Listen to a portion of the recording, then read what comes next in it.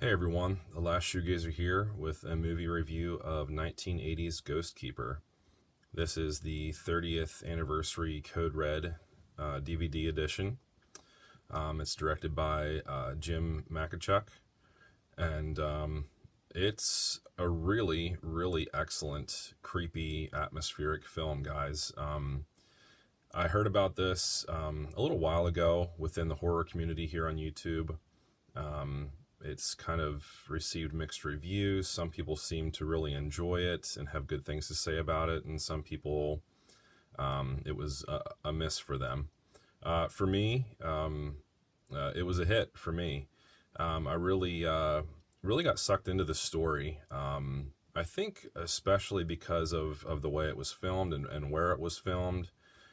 And I really liked the atmosphere, the setting in the Canadian Rockies.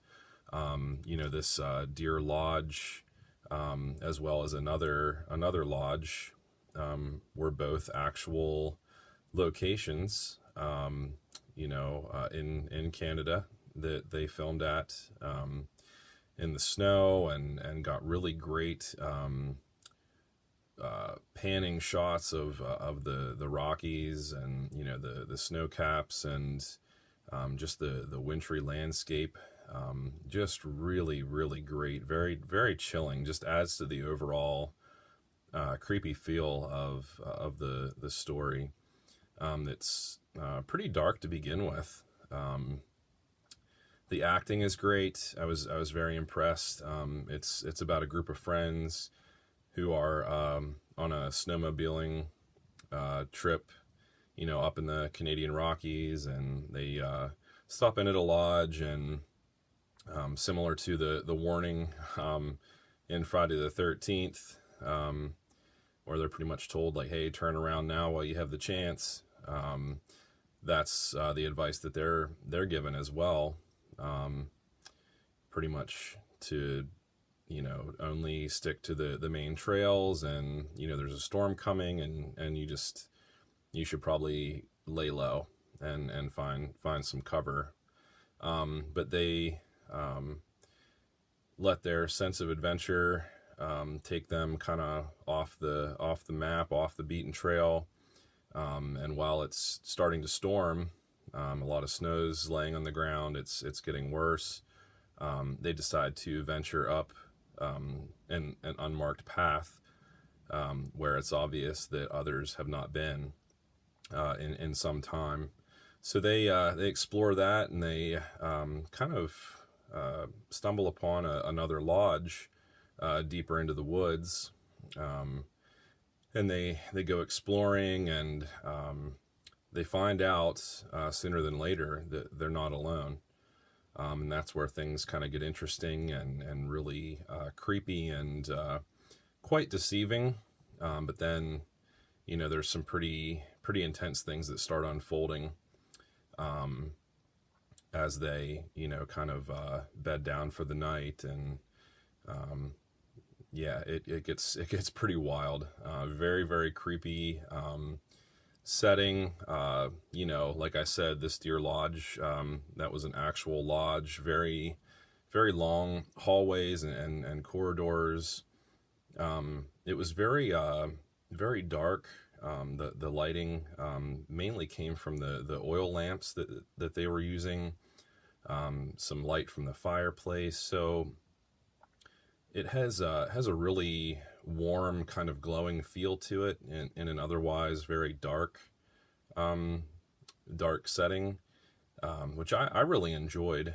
A lot of the shots down the long hallways, the only light that you see is way down at the other end. So you're never quite sure what's in between the character that you're focused on and the light at the end of the hallway, which yeah, if you're a fan of claustrophobic horror movies, if you like The Shining, the feel of the Overlook Hotel, some of the different rooms in this kind of reminded me a little bit of the Overlook, and even some of the shots looked like they could have came, from The Shining, which I'm a huge fan of The Shining, and it was a pleasant surprise to kind of see some shots that were kind of reminiscent of that film and that style. The secluded lodge in and of itself is very similar to that of The Shining, where these guys are kind of cut off and they're getting snowed in. So yeah, very very similar there, which in my opinion is a good thing. I also kind of thought that this had a little bit of I mentioned Friday the 13th. I think it felt a little bit like that too. Just I don't know, just the overall vibe of it. It kind of felt like it could have been in a similar style as to one of the Friday the 13th films, and it also had a little bit of a Dreamcatcher sensibility to it, with the evil spirit, that is kind of the hidden creature here at the lodge. I'm not going to give too much away there. There's a bit of a twist at the end, but some of the shots, especially outside of the lodge, as we're taken into the woods as it's snowing, which those shots are just beautiful. That landscape that they picked, really really awesome, and treacherous at the same time. So beautiful yet kind of terrifying. A lot of shots show them wading through the snow in their snowmobiling suits. Yeah, as we go into the woods, there's a couple different scenes that kind of made me think a lot of the guys out in the woods in Dreamcatcher, in the snow, and just some connections there. So a little bit of The Shining, inside the lodge reminded me a little bit of The Overlook. Some of the scenes were kind of shot in a similar way, similar lighting, with a little bit of a Dreamcatcher, Friday the 13th kind of feel to it. It definitely was a bit of a slow burn, which added to the suspense. I think this was very suspenseful. Like I said, the acting was great, so we were able to kind of connect with the characters, and they weren't really overacting or overreacting. As in some films where you just kind of think, oh, well, I don't care if if they get taken out or not. We lose some of the characters here earlier than the others, but there's a good storyline happening there between some of them, that kind of makes it more believable, and you become more empathetic towards the characters.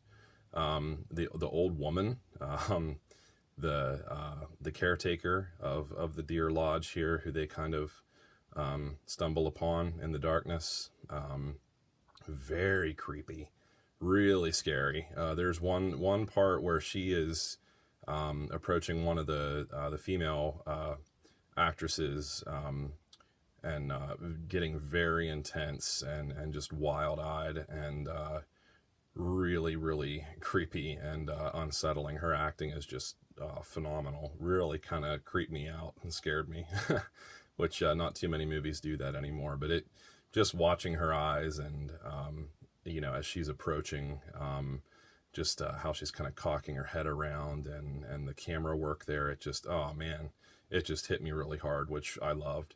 But the interior shots, really awesome, very claustrophobic.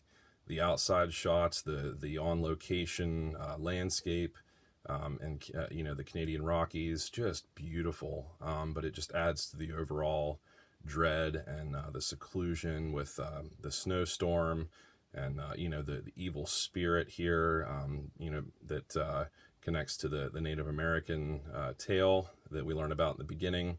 The ending is awesome. This is just an all-around really good film. Now, I do want to say that this Code Red release, it was, kind of an upgrade from, I think it was like only one surviving copy of the original there. Yeah, so if you see the right there, brand new master from the only surviving 35 millimeter print. It's kind of rough, very grainy. Heck, even the audio, it sounded like a record player. The popping and the crackling of vinyl, which that doesn't bother me. I actually started to enjoy it because I just got so lost in the story. It was almost a comforting, warm kind of feel to an otherwise very chilling story.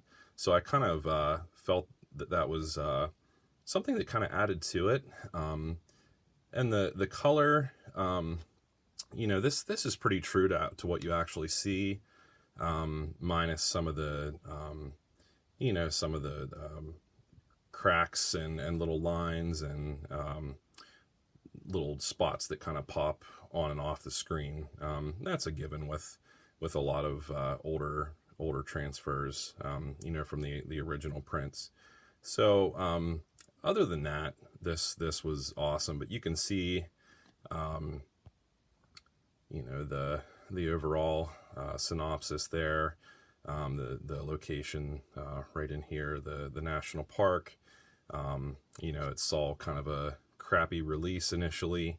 So thanks to Code Red, we have a pretty nice DVD copy here that I was really happy about. So anyway, guys, I highly recommend this. If you're into a slow burn, really creepy, chilling horror movie, really, really good. Classic 1980s, lots of suspense, really atmospheric, really dark.